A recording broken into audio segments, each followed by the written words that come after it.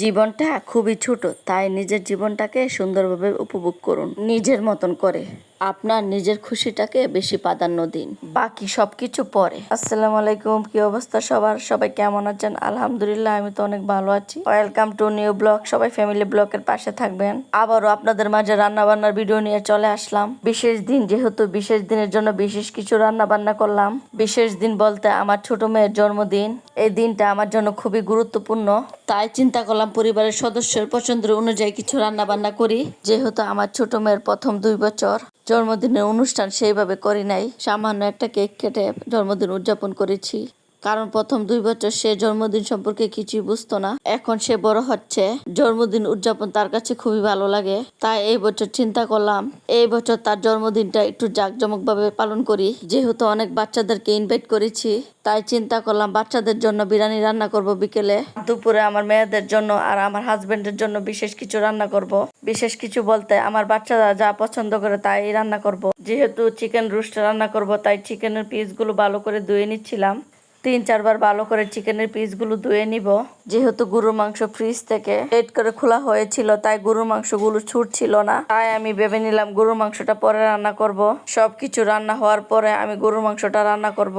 কাজের আপা আমাকে সবকিছু কুটে বেছে দিল, আমি ভালো করে ধুয়ে তারপর রেখে দিব রান্না করার জন্য।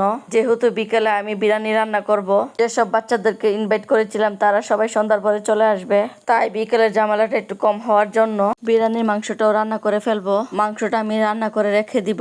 মাংসটা রান্না হয়ে গেলে বিরিয়ানির রান্নাটা একদম ঝামেলা কমে যায়। বিকেলে শুধু চালটা ধুয়ে বিরিয়ানিটা রান্না করে ফেলবো। প্রথমে আমি সামুদ্রিক 3টা সুরমা মাছ ভেজে নিব ভাজি করার জন্য। অন্য একটা চুলার মধ্যে কড়াই বসিয়ে চিকেনগুলো ভেজে নিব রোস্ট রান্না করার জন্য। এরই মধ্যে আমি যে গরুর মাংসটা ভিজিয়ে রেখেছিলাম সেই মাংসটা ছুটে গেছে। এইখানে কয়েকটা মাংসের পিস বড় ছিল, তাই মাংসের পিসগুলো কেটে নিব। তারপর গরুর মাংসগুলো 3-4 বার ভালো করে ধুয়ে নিব। অন্যদিকে আমি চিকেন রোস্টগুলো ভেজে নিচ্ছিলাম। কেউই বাবার বাড়ি থেকে রান্না বান্না শিখে আসে না, যখন সময় আসে মানুষ এমনিতে পেরে যায়। রান্না বান্নাটা অনেক বড় একটা আর্ট। এমনও বহু মানুষ আছে হাজার রান্না করেও রান্নার হাত ভালো না। আবারও এমন কিছু মানুষ আছে কিছুদিন রান্না করে রান্না বান্না অনেক ভালো পারে। রান্না বান্নাটা অনেক বড় একটা এক্সপিরিয়েন্স। আপনি ভালো রান্না করবেন, আপনি অনেক ভালো রাঁধুনি হয়ে যাবেন। আবার আপনি একটু খারাপ রান্না করবেন, আপনার বদনামের শেষ নেই। বলবে মা বাবা কিছু শিখায়নি।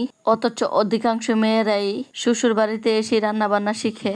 যাই হোক, চিকেনের পিসগুলো এক পাট ভাজা হয়ে গেলে উল্টিয়ে দেব। আমি ভালো করে চিকেনের পিসগুলো ভেজে নিব। অন্যদিকে আমার মাছের ভাজিটা মোটামুটি হয়ে এসেছে। কেটে রাখা ধনিয়া পাতা কুচি দিয়ে দিব, তারপর একটু নেড়ে চেড়ে দিব। অন্যদিকে মুরগির রোস্টগুলো অর্ধেক ভাজা হয়ে গেলে বাকি যে অবশিষ্ট মুরগির পিসগুলো রয়েছে সেই পিসগুলো ভেজে নিব। আমি ভাজা হওয়া সবগুলো পিস নামিয়ে নেব।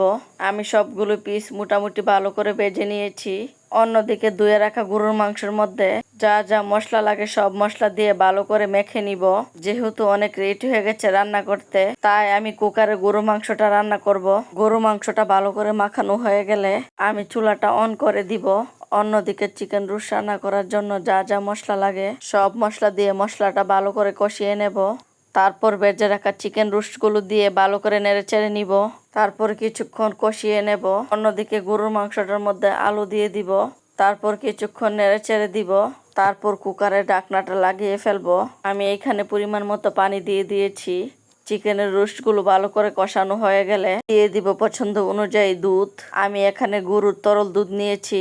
যেহেতু আমার বাচ্চারা রোস্ট বলেন কুরমা বলেন এসবের ঝুল খেতে খুবই পছন্দ করে, তাই এগুলোর মধ্যে আমি একটু ঝুলের পরিমাণ বেশি রাখি। তাই আমি এগুলোতে কোনো পানি ইউজ করি না, দুধ দিয়ে রান্না করার চেষ্টা করি। মোটামুটি আমার সবকিছুই রান্না বান্না শেষ। পোলাও মোটামুটি রান্না হয়ে গিয়েছে। অন্য চুলার মধ্যে আমি সাদা ভাত রান্না করছি। যেহেতু আমার হাজবেন্ড পোলাও পছন্দ করে না, তাই আমি অল্প কিছু সাদা ভাত রান্না করেছি। অন্যদিকে বিকেলে আমি যে বিরিয়ানি রান্না করব, তুমি আলুগুলো ভালো করে ভেজে নিব। তারপর এই অবশিষ্ট তেলটার মধ্যে বিরিয়ানির মাংসটা ভালো করে রান্না করে ফেলবো। বিরিয়ানির মাংসটা ভালো করে কষিয়ে নেব। মাংসগুলো ভালো করে কষানো হয়ে গেলে তারপর দিয়ে দিব আলুগুলো। যেহেতু বাচ্চাদের জন্য বিরিয়ানি রান্না করছি, তাই জালের পরিমাণটা কম দিয়েছি। আমার সবকিছু রান্না বান্না হয়ে গেলে আমি সবকিছু গুছিয়ে রেখে দিব। অন্যদিকে আমি রান্নাঘরটা একটু গুছিয়ে নিচ্ছিলাম। রান্না বান্না শেষ হওয়ার পর আমি সবসময় রান্নাঘরটা ভালো করে মুছে পরিষ্কার করে নেই।